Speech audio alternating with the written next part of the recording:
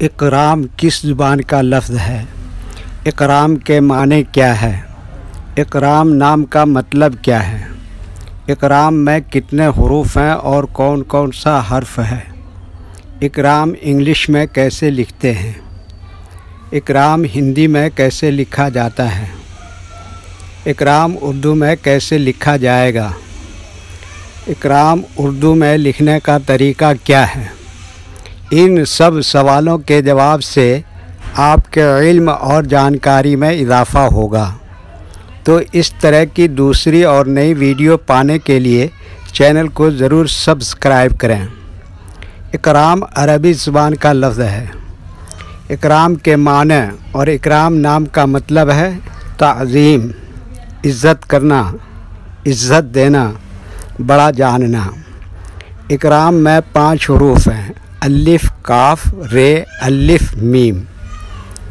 ये इंग्लिश में इकराम लिखा हुआ है, ये हिंदी में इकराम लिखा हुआ है। इकराम उर्दू में लिखने का आजकल 2 तरीके हैं।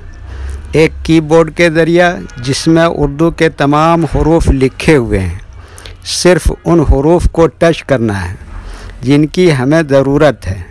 जैसे हमें इकराम लिखना है तो सबसे पहले अलिफ को टच करेंगे, फिर उसके बाद काफ को टच करेंगे, फिर उसके बाद रे को टच करेंगे, फिर उसके बाद दोबारा अलिफ को टच करेंगे, फिर उसके बाद आखिर में मीम को टच करेंगे। तो ऑटोमेटिक स्क्रीन पर इस तरह इकराम लिखा हुआ आ जाएगा। इकराम लिखने का दूसरा और पुराना तरीका है कलम या पेंसिल से लिखने का। इसके लिए हमें उर्दू लेटर्स या उर्दू अक्षरों की जानकारी ज़रूरी है। हमारे वो भाई बहन जो हिंदी इंग्लिश लिखना पढ़ना जानते हैं और उर्दू लिखना पढ़ना नहीं जानते हैं, तो इन 4 बातों को ख़ास तौर से याद रखें। नंबर 1, उर्दू हुरूफ का नाम। नंबर 2, उर्दू हुरूफ लिखने का तरीका। नंबर 3, उर्दू हुरूफ फुल लेटर की पहचान। नंबर 4, उर्दू हुरूफ शॉर्ट लेटर की पहचान।